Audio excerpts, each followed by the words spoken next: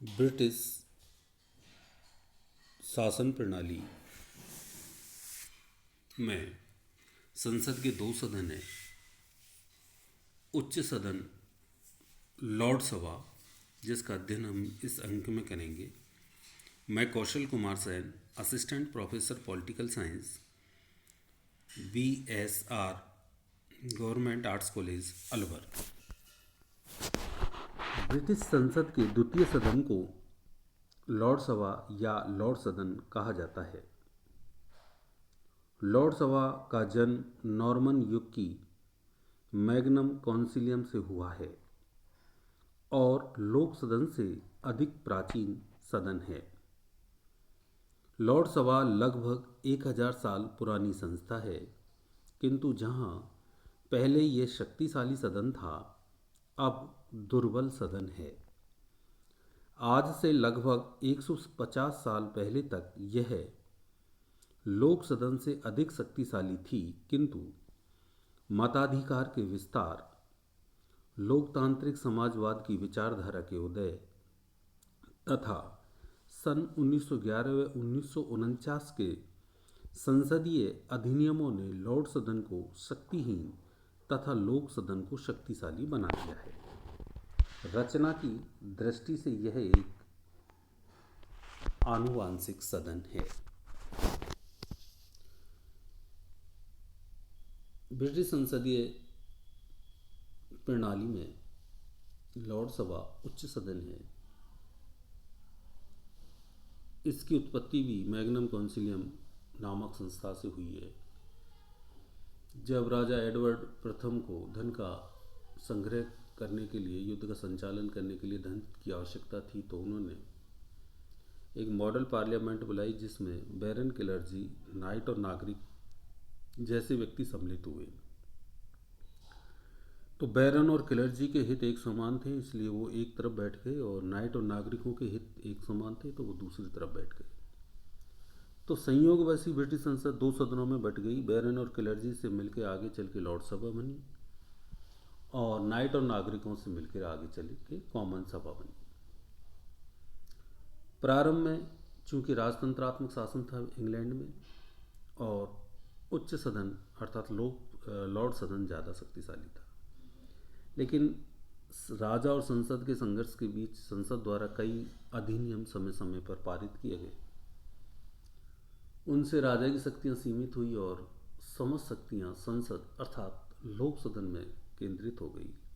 आज लॉर्ड सदन है, किंतु शक्ति की दृष्टि से ये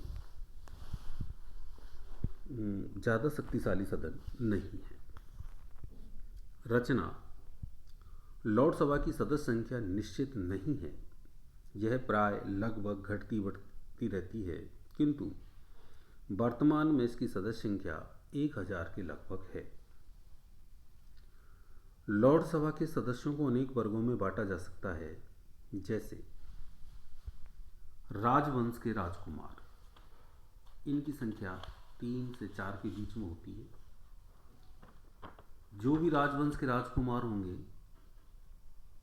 उन्हें लॉर्ड सभा की सदस्यता आनुवंशिक आधार पर प्राप्त होती है, और ये लॉर्ड सभा की कार्यवाही में भाग नहीं लेते हैं।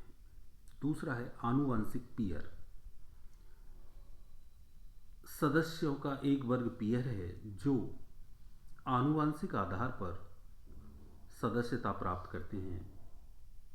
ये 5 प्रकार के हैं: ड्यूक्स, मार्क्यूज, अर्ल्स, विस्काउंट्स, बैरन्स। तीसरा है स्कॉटलैंड के प्रतिनिधि पीयर। सन 1707 के यूनियन एक्ट के द्वारा निश्चित किया गया था कि स्कॉटलैंड के समस्त पीयर अपने में से 16 पीयर लॉर्ड सभा में भेजेंगे। ये 16 पीयर अन्य स्कॉटिश पीयरों द्वारा 5 वर्ष के लिए चुने जाते हैं, किंतु 1963 के एक कानून द्वारा स्कॉटलैंड के सभी पीयरों को लॉर्ड सभा का आजीवन सदस्य बना दिया गया है। इस कानून ने भविष्य में नए स्कॉटिश पियर बनाने की कोई व्यवस्था नहीं स्वीकारी है। इसका अर्थ है कि स्कॉटलैंड के वर्तमान पियरों के बाद लॉर्ड सभा में इस वर्ग के पियर समाप्त हो जाएंगे। चौथा है आजीवन पियर। सन 1958 ईस्वी के आजीवन पियरेज एक्ट के अनुसार ब्रिटेन के सामाजिक, आर्थिक, वैज्ञानिक, साहित्यिक या राजनीतिक जीवन में अत्यंत योग्य व प्रतिभाशाली लोगों को लॉर्ड सभा की आजीवन पियर सदस्यता प्रदान की जाती है, किंतु ये आनुवांशिक नहीं है।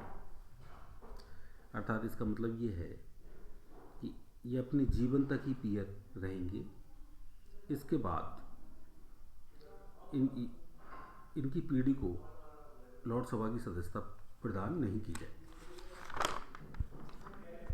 आध्यात्मिक लॉर्ड, इनकी संख्या 26 है। इनमें एक कैंटरबरी का आर्क बिशप, एक यॉर्क का आर्क बिशप, एक लंदन का आर्क बिशप, एक डरहम तथा विंचेस्टर का आर्क बिशप जरूर शामिल होता है।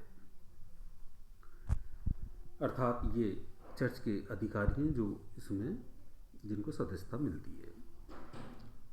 विधि लॉर्ड, ये 9 होते हैं। इन्हें सम्राट जीवन भर के लिए नियुक्त करता है। ये लॉर्ड मुख्यतः न्यायिक कार्य करते हैं और यदा कदा सभा के वाद विवाद में भी भाग लेते हैं। इस प्रकार लॉर्ड सभा की रचना इन 6 प्रकार के पियर से मिलकर होती है। अब है सदस्यों के विशेषाधिकार। लॉर्ड सभा में भाषण की पूरी स्वतंत्रता प्राप्त है। दूसरा विशेषाधिकार, संसद के अधिवेशन के दौरान इन्हें गिरफ्तार नहीं किया जा सकता है। तीसरा, व्यक्तिगत रूप से सम्राट से सार्वजनिक विषयों पर विचार विमर्श कर सकते हैं। ये सदस्यों के लॉर्ड सभा के सदस्य होने के नाते विशेषाधिकार हैं। सदस्यों पर प्रतिबंध। पहला प्रतिबंध है, लॉर्ड सभा के सदस्य लोक सदन के चुनावों में मताधिकार का प्रयोग नहीं करते हैं और वे सामान्यतः लोक सदन की सदस्यता के लिए चुनाव नहीं लड़ सकते हैं।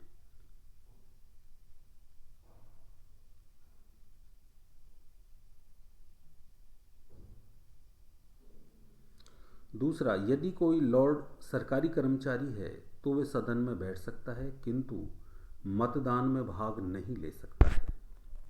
तीसरा, प्रधानमंत्री के परामर्श पर राजा किसी को भी लॉर्ड बना सकता है किंतु 21 वर्ष से कम आयु के व्यक्ति, विदेशी, दिवालिया अपराधी को लोक सदन के वर्तमान सदस्य को लॉर्ड सभा का सदस्य नहीं बनाया जा सकता है। विद्यार्थी ध्यान देंगे कि लॉर्ड सभा के केवल कानूनी लॉर्डों को ही वेतन दिया जाता है किंतु अन्य सदस्यों को यात्रा एवं दैनिक भत्ता दिया जाता है। लॉर्ड सभा के पदाधिकारी। प्रमुख पदाधिकारी लॉर्ड चांसलर, जो लॉर्ड सभा की अध्यक्षता करता है, अध्यक्ष होता है। डिप्टी चांसलर, जो उपाध्यक्ष होता है। Lord chairman of the committee और सदन का लिपिक, sergeant at arms. Sergeant at arms सदन में अनुशासन बनाए रखने वाला अधिकारी है। सदन का लिपिक सदन की कार्यवाहियों का रिकॉर्ड रखता है। लॉर्ड चांसलर प्रमुख अधिकारी है। नियुक्ति प्रधानमंत्री की सलाह पर सम्राट द्वारा की जाती है तथा वह मंत्रिमंडल का सदस्य होता है। लॉर्ड चांसलर के कार्य। लॉर्ड सभा की अध्यक्षता करना, किंतु इस क्षेत्र में उसकी शक्तियां स्पीकर से कम है। स्पीकर लोक सदन के अध्यक्ष को बोला जाता है, उससे लॉर्ड चांसलर की शक्तियां कम हैं उसे मतदान में भाग लेने का अधिकार है। दूसरा, सम्राट की अनुपस्थिति में लॉर्ड चांसलर उसके अभिभाषण को पढ़ता है। यदि सम्राट लोकसभा की कार्यवाही शुरू होने पर सम्राट वहाँ उपस्थित नहीं हो सकते अपना अभिभाषण पढ़ने के लिए, तो उनकी जगह लॉर्ड चांसलर सम्राट के अभिभाषण को सदन में पढ़ते हैं। तीसरा है, लॉर्ड चांसलर को great seal of the realm का संरक्षक माना जाता है। इस सील का प्रयोग सभी समझौतों व संधियों पर ताज की ओर से किया जाता है। चौथा, जब लॉर्ड सभा न्यायालय के रूप में कार्य करती है तो वह अध्यक्ष के रूप में कार्य करता है।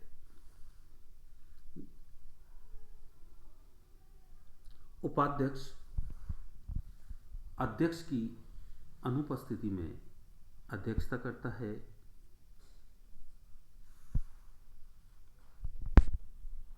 कार्यप्रणाली, बैठक सप्ताह में केवल 4 दिन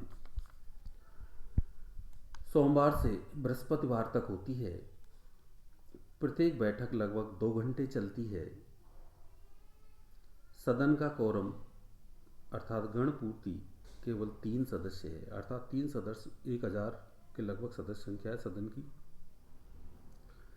किंतु गणपूर्ति 3 रखी गई है, अर्थात 3 व्यक्ति भी यदि उपस्थित हो जाते हैं तो लोकसभा की कार्रवाई शुरू हो जाती है। किंतु किसी विधेयक पर मतदान के समय गणपूर्ति 30 सदस्यों की मानी जाती है। कम से कम उस समय जब किसी विधेयक पर मतदान हो रहा होता है तब लगभग 30 सदस्य उपस्थित होने जरूरी हैं।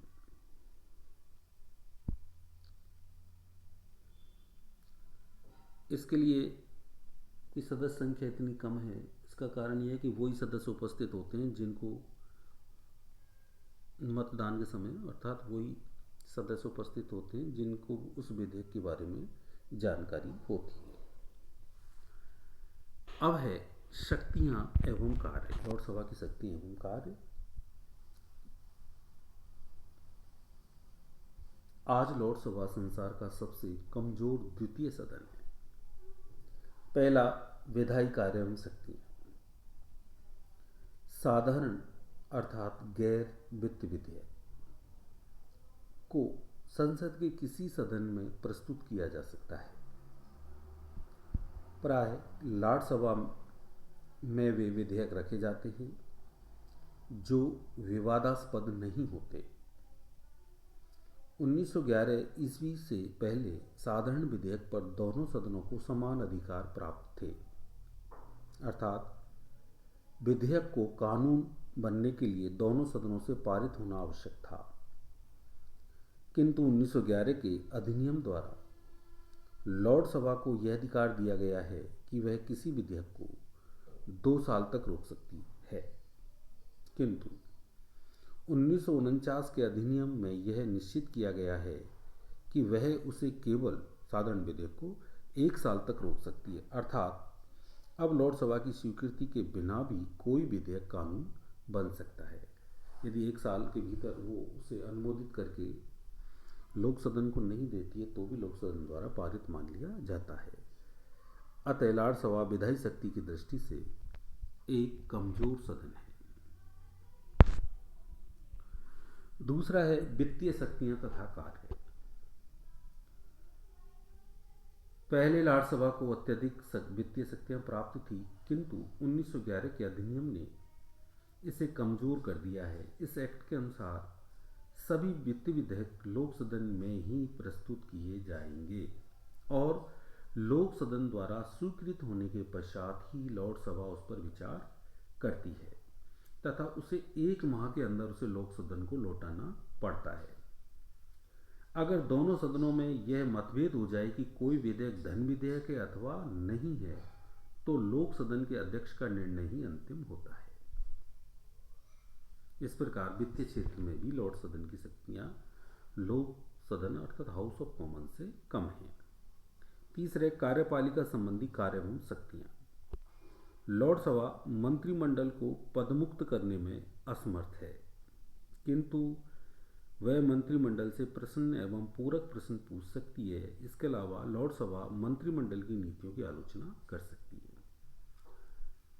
अर्थात वह मंत्रिमंडल को भंग नहीं कर सकती, किंतु जब लोक सदन की कार्यवाही शुरू होती है तो उसमें मंत्रिमंडल के सदस्य भी बैठते हैं, तो उनसे वह प्रश्न पूछ सकती है, पूरक प्रश्न पूछ सकती है, अर्थात उन्हें उनकी नीतियों की आलोचना कर सकती है, किंतु उन्हें अपदस्थ नहीं कर सकती। चौथा है न्यायिक शक्तियाँ। लोकसभा का प्रमुख कार्य कुछ मामलों में अपील संबंधी सर्वोच्च न्यायालय के रूप में कार्य करना है, किंतु जब लोकसभा न्यायालय के रूप में कार्य करती है तो उसकी कार्यवाही में केवल 9 विधि लाड़ी भाग लेते हैं। पूरी लोकसभा भाग नहीं लेती, उस समय केवल जो 9 कानूनी लॉर्ड हैं वो ही भाग लेते हैं। इस प्रकार लोकसभा को पढ़ने के बाद हमें इसमें कई कमियां नज़र आती हैं, जैसे रचना की दृष्टि से, क्योंकि शक्तिहीन सदन है तो उसके कई कारण हैं कि एक तो रचना की दृष्टि से अप्रजातांत्रिक संगठन है, अर्थात ये जनता का संगठन नहीं है। इसकी ज़्यादातर सदस्यता आनुवंशिक आधार पर होती है। इसकी दूसरी आलोचना के रूप में हम कह सकते हैं कि कार्यप्रणाली की दृष्टि से भी अप्रजातांत्रिक है, क्योंकि इसकी सदस्य संख्या लगभग 1000 है, किंतु गणपूर्ति 3 रखी गई है, और किसी विधेयक पर मतदान के लिए गणपूर्ति 30 रखी गई है, जो सही नहीं है। तीसरी आलोचना हम कर सकते हैं उद्देश्य एवं कार्यों की दृष्टि से अप्रजातांत्रिक सदन। लोकसभा का उद्देश्य संपत्तिशाली वर्ग के स्वार्थों की रक्षा करना है, और वह इसी उद्देश्य की पूर्ति के लिए कार्य करती है। सदस्यों की अलग दायित्वहीनता। उसके 1000 सदस्यों में से केवल 950 सदस्य ही उपस्थित हो पाते, मतलब कुछ सदस्य ही उपस्थित हो पाते हैं जब सदन कार्य होती है, पूरे सदस्य उपस्थित नहीं होते। लेकिन आलोचना के साथ हम ऐसा नहीं है कि लोक सदन में कमियां हैं, लेकिन इसकी उपयोगिता भी है कि किसी विधेयक को विधेयक बनने के लिए दोनों सदनों से पारित होना जरूरी है। दोनों सदन उस पर बहस करते हैं, इसलिए विधेयक शुद्ध और अच्छा बन सके, तो ये उपयोगिता है। लोकसभा उस पर भी विधेयक पर विचार करती है, इस दृष्टि से लाभपूर्ण सदन है। ब्रिटिश व्यवस्था में संतुलन बनाए रखने में सहायक सदन है, क्योंकि लोक सदन आर्थिक एवं सामाजिक क्षेत्र में प्रगतिशील नीतियां बनाता है। उनके विरुद्ध लोक सदन में कुलीन वर्ग की प्रतिक्रिया होती है। इस तरह सरकार को एक ऐसी उचित नीति के निर्धारण में सफलता मिलती है जिस पर सभी वर्ग सहमत हों। लोक सभा में योग्य व्यक्तियों का स्थान होता है। लोकसभा के आनुवंशिक सदस्य प्राय योग्य नहीं होते, किंतु नियुक्त किए गए आजीवन पीयर निश्चित ही योग्य होते हैं, जो विभिन्न विषयों पर पक्षपातपूर्ण राजनीति से हटकर बोलते हैं। इस प्रकार लोकसभा अनेक क्षेत्रों में कार्य करती है, किंतु किसी भी क्षेत्र में यह पर्याप्त शक्तिशाली नहीं है। इसका न्यायिक कार्य ही विशेष उल्लेखनीय है, अन्यथा अन्य सभी क्षेत्रों में यह लोक सदन से बहुत कमजोर सदन है। धन्यवाद।